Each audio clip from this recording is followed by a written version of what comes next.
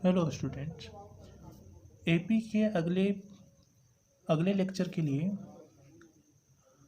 देखो, हम पिछले लेक्चर में हम बता चुके थे, जनरल टर्म बताए थे एपी का A plus D, A plus 2d, A plus 3d and so.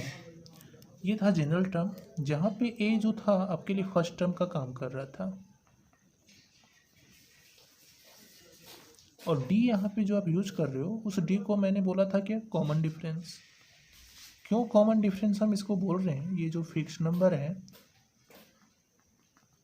ये जो कॉमन डिफरेंस है, ये फिक्स नंबर है। ये फिक्स नंबर कॉमन डिफरेंस क्यों बोल रहे हैं? देखो, कॉमन डिफरेंस बोलने का मतलब हर एक आगे वाले टर्म में पीछे वाले टर्म को माइनस करोगे तो हमेशा आपको डी मिलेगा। हर एक प्रीसीडिंग टर्म में पिछले वाले प्रीवियस टर्म को आप माइनस करोगे तो हमेशा आपको डी मिलेगा। ए प्लस 2d में ए प्लस डी माइनस कर दो, डी मिल जाएगा। ए प्लस 3d में ए प्लस 2d माइनस कर दो तो डी मिलेगा। तो इससे ये पता चल रहा है कि हर एक आगे का टर्म में पीछे टर्म को माइनस करते हैं तो आपको हमेशा एक फिक्स नंबर मिलेगा। जो आप डिफरेंस फाइंड किए उससे आप फिक्स नंबर मिल रहा है, और वो फिक्स नंबर क्या है? सभी में कॉमन है, इसलिए उसका नाम क्या बोला पड़ा? Common difference. ठीक है। तो एपी का एक और डिफिनेशन क्या मिल गया कि यदि हम आगे वाले टर्म को पीछे वाले टर्म से हम डिफरेंस फाइंड करते हैं तो हमेशा आपको एक फिक्स टर्म मिलेगा, फिक्स नंबर मिलेगा। तब ऐसे सीक्वेंस को आप क्या बोलते हो? एपी कहते हो। क्लियर है ना? अब हम कुछ क्वेश्चन ले रहे हैं। दिस इज द जनरल, ये है general representation of an AP. Clear है? जिसमें ए को आपको फर्स्ट टर्म याद रखना है, टी को कॉमन डिफरेंस। अब कुछ हम एग्जाम्पल लेते हैं, और क्वेश्चन में क्या होगा कि आपको चेक करने बोलेगा कि जो मैं आपको सीक्वेंस दे रहा हूँ बहुत सारा, उस सीक्वेंस में आपको चेक करके बताना है कि कौन सा सीक्वेंस आपका अर्थमेटिक प्रोग्रेशन है। सीक्वेंस मतलब प्रोग्रेशन, कौन सा प्रोग्रेशन आपका अर्थमेटिक प्रोग्रेशन है। पहला हम क्वेश्चन लेते हैं। यहाँ पे क्वेश्चन होगा कि check the following are AP और नोट। मे बी ग्रामेटिकली थोड़ा सा मिस्टेक हो तो आप उस पर ज़्यादा ध्यान मत देना। पहला क्वेश्चन ले रहे हैं 1, 3, 7, 9, 13 एंड सो। ये एक हम सीक्वेंस लिए हैं, इसमें बताना है कि क्या ये एपी है या नहीं। तो एपी का क्या अभी जस्ट हम बताएं कि हर एक आगे टर्म को पीछे टर्म से आप माइनस करो तो हमेशा आपको एक कॉमन डिफरेंस मिलेगा। मतलब सेकेंड वाले में फर्स्ट को माइनस करोगे, थर्ड में सेकेंड को माइनस करोगे, फोर्थ को थर्ड से माइनस करोगे तो हमेशा एक फिक्स नंबर मिलने वाला है। यदि फिक्स नंबर मिला तो आप बोले कि हाँ वो प्रोग्रेशन आपका एपी में है। तो इसका सॉल्यूशन आप कैसे मरोगे वो देख लो। यहाँ पे देखो, ये जो फर्स्ट टर्म है इसका नोटेशन होता है T1, सेकेंड टर्म का नोटेशन होता है T2, थर्ड टर्म का नोटेशन होता है T3। ये जस्ट लाइक अ नोटेशन हम यूज़ कर रहे हैं यहाँ पे। कोई capital T1, capital 2, T2, capital 3 भी यूज़ करते हैं। तो यहाँ पे हम जस्ट क्या करने वाले हैं, अभी जस्ट बताए हैं कि सेकेंड टर्म में फर्स्ट टर्म को माइनस करके देख लो। मतलब 3 में 1 माइनस किए तो कितना मिल गया? 2 मिल गया। T3 में T2 माइनस किए तो कितना मिल रहा है? 7 माइनस 3 विच इज़ 4। अब यहीं से आपको ये कंक्लूजन पता चल गया कि फर्स्ट दो टर्म का डिफरेंस 2 आ रहा है, अगले दो टर्म का डिफरेंस आपका 4 आ रहा है। बट एपी क्या बोलता है कि हर एक आगे टर्म को पीछे टर्म से हम सेपरेट करेंगे तो हमेशा आपको एक फिक्स नंबर मिलेगा, और फिक्स नंबर को ही हम, जब कॉमन डिफरेंस आपका फिक्स है, सभी में फिक्स्ड है, तभी आप बोलोगे कि वो सीक्वेंस आपका अर्थमेटिक प्रोग्रेशन है। बट यहाँ पे सेम नहीं है तो आप लिख दोगे सिंस T2 माइनस T1 जो है ये आपका इक्वल नहीं है T3 माइनस T2 का, इसलिए द गिवन सीक्वेंस या फिर the given progression is not in AP, is not in AP. मतलब ये प्रोग्रेशन जो है आपका एपी में नहीं है। क्लियर है? ये आई थिंक होप समझ में आ गया होगा। आगे एक दो क्वेश्चन और लेते हैं, एक और क्वेश्चन लेते हैं।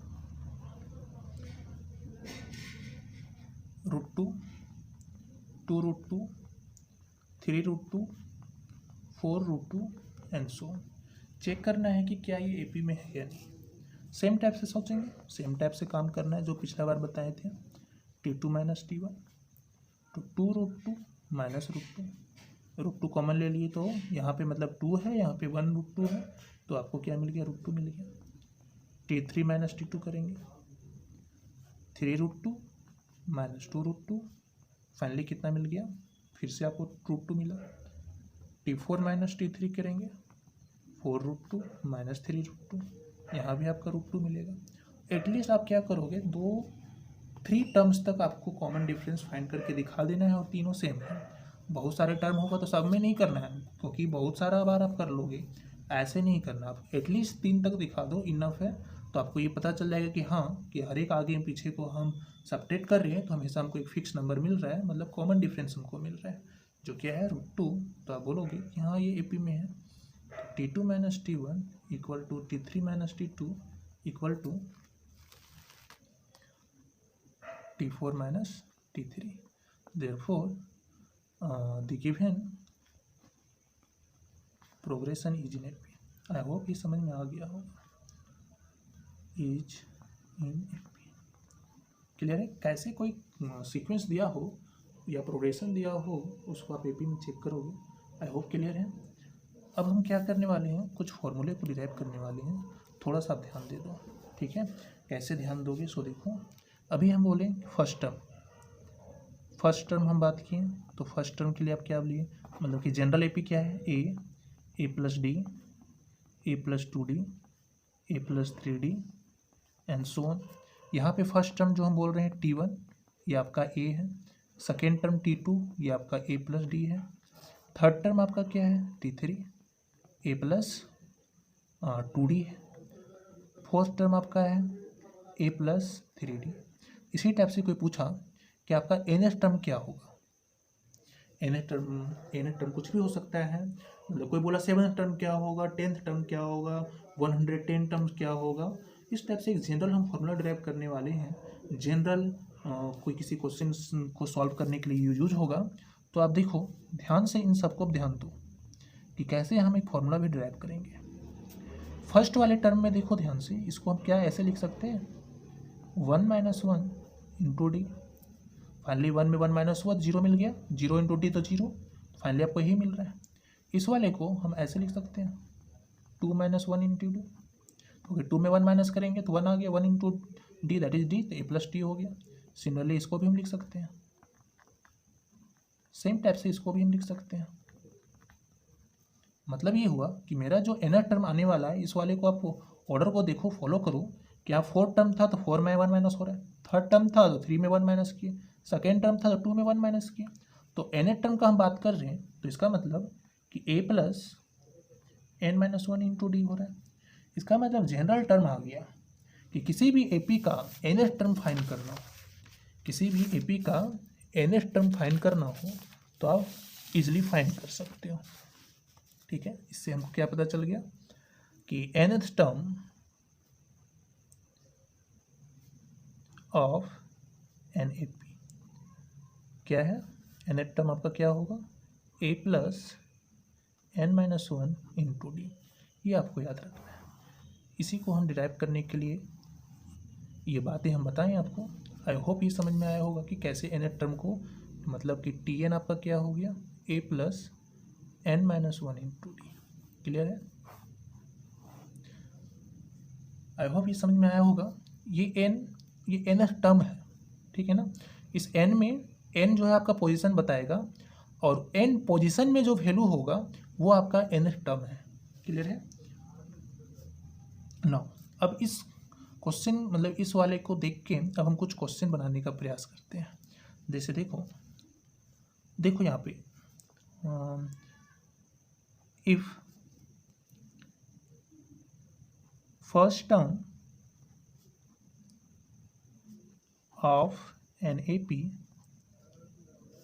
is 5 and common difference is 2,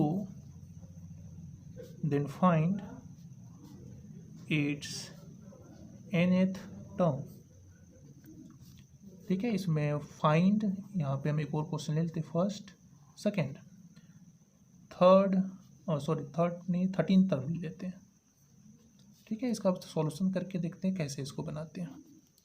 अब यहाँ देखो कैसे लिखना है। फर्स्ट टर्म आपका दिया हुआ है, मतलब A आपका 5 दिया हुआ है, कॉमन डिफरेंस है 2, मतलब D आपका 2 दिया है। फाइंड क्या करना है फर्स्ट नंबर में, nth टर्म। तो nth टर्म का फॉर्मूला भी जस्ट आप लिखे a plus n minus one into D. Finally क्या करना है, a का वैल्यू क्या है 5, n माइनस वन, डी का वैल्यू कितना आया 2। इसका मतलब 5 प्लस मल्टीप्लाई कर दो 2n माइनस 2, कितना मिल गया, 5 में 2 चला गया तो 3 प्लस 2। इसका मतलब इस एपी का nth टर्म आपका क्या होगा 3 प्लस 2। मतलब n के जगह पे आप अलग अलग पोजीशन पुट कर दो 2 3 4 5, उसके अकॉर्डिंग वो टर्म आपको पता चलता चलेगा। ठीक है, जैसे सेकेंड वाले क्वेश्चन को आप दो तरीके से बना सकते हो। जैसे कैसे, फर्स्ट तरीका है ये जो 13 टर्म बोला मतलब T13 बोल रहे हैं, तो आपको यहाँ पे देखो Tn का एक जनरल फॉर्मूला पता चल गया। मतलब जहाँ पे n है वहाँ क्या पुट कर दोगे 13, तो फाइनली ऐसे पुट कर दो 2 इंटू 13, तो फाइनली क्या मिल गया 3 plus 13 into 2 which is 26, 26 plus 3 29। एक ये तरीका हुआ कि यदि आपको nth टर्म पता हो तो वहाँ पे n में पुट कर दोगे तो उसका आपका 13 टर्म पता चल गया। इसी टाइप से 15 टर्म 16 टर्म, तो ये एक जनरल वे हुआ। एक और तरीका से कैसे बना सकते हो, तो नॉर्मली ये जो फॉर्मूला है उसमें अप्लाई करो। T13 फाइंड करना है, तो T13 क्या होगा a plus 13 minus 1 into D. Now A का वैल्यू कितना है 5 प्लस 12 इंटू डी कितना है 2, 2 into 2 24 plus 5 29 answer. I hope ये समझ में आया होगा कैसे हम nth टर्म फाइंड करते हैं, और कोई भी नॉर्मल टर्म पूछे तो आप फाइंड कर लोगे। एक और हम क्वेश्चन ले रहे हैं, लास्ट क्वेश्चन है, if nth term of n AP is 12, sorry 3 plus 5n, then find AP। आपको क्या बोल दिया, AP फाइंड करने के लिए। कैसे फाइंड करेंगे, जो गिवन है उसको यूज करेंगे। तो आपके पास nth टर्म है 3 प्लस 5n, तो 3 प्लस 5n हो गया आपका nth टर्म। अब देखो कैसे फाइंड करना है, अभी जस्ट बताएं कि n के जगह पे 1 2 3 पुट कर दो तो उसके करस्पॉन्डिंग टर्म आपको पता चल जाएगा। तो T1 लिख लेते हैं, T1 is your first term, so 3 plus 5 into 1 will be 8। Next T2, तो 3 plus 5 into 2 10 plus 3 which is 13। Now T3, 3 plus 5 into 3 15 plus 3 which is 18 and so on. ऐसे आप फाइंड कर सकते हो। तो यहाँ ध्यान दो, ये आपका फर्स्ट टर्म हुआ, ये सेकेंड टर्म हुआ, ये थर्ड टर्म हुआ and so on. Therefore required AP क्या बन गया 8 फर्स्ट टर्म, उसके बाद सेकेंड टर्म, उसके बाद third term and so on. आप आगे चाहो तो और एक दो टर्म फाइंड कर सकते हो। तो आई होप आपको समझ में आओ क्या होगा कि यदि आपको nth टर्म पता हो किसी भी एपी का, तो उस nth टर्म से आप क्या क्या फाइंड कर सकते हो। आप first term, second term, third term किसी को भी फाइंड कर सकते हो, और एपी भी फाइंड कर सकते हो। साथ में आपसे पूछे कि इसका कॉमन डिफरेंस क्या होगा, तो कॉमन डिफरेंस भी फाइंड कर सकते हो। क्या कि सेकेंड टर्म में फर्स्ट टर्म को माइनस कर दिए, जैसे माइनस कर दिए तो 13 माइनस 8 विच इज़ 5, तो 5 इज योर कॉमन डिफरेंस। तो ऐसे आप कॉमन डिफरेंस भी फाइंड कर सकते हो और एपी भी फाइंड कर सकते हो। आई होप ये क्लियर हुआ होगा कि कैसे हम nth टर्म के हेल्प से एपी फाइंड कर सकते हैं, कॉमन डिफरेंस फाइंड कर सकते हैं और रिक्वायर्ड टर्म भी फाइंड कर सकते हैं। नेक्स्ट लेक्चर में कुछ टफ क्वेश्चन लेंगे और देखेंगे कैसे क्वेश्चन बनाना है। आई होप ये वीडियो आपको अच्छा लगा हो। यदि अच्छा लगा हो तो शेयर कीजिए दोस्तों के साथ, ठीक है, एंड सब्सक्राइब माई चैनल।